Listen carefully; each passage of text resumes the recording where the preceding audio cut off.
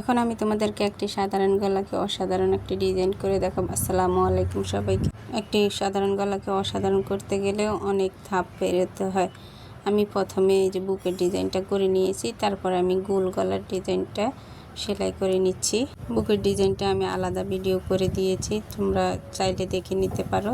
কারণ আমি long video upload করলে তোমরা দেখতে চাও না, সেজন্য আমি ভিডিও 2 ভাগে শর্ট করে দিয়েছি। এই যে এখন আমি গোল গলাটা সেলাই করে নিয়েছি। এখন আমি এই যে লেসটা এভাবে বসিয়ে নিব। দেখো কিভাবে বসিয়ে নিচ্ছি। এখানে কর্নারে বসিয়ে সেট করে তারপরে আমি আলপিনটা লাগিয়ে নিচ্ছি। এখান থেকে আমি স্লো করে দিয়েছি, তোমরা হাতের দিকে খেয়াল করলে বুঝতে পারবে আমি ভাঁজগুলো কিভাবে দিলাম।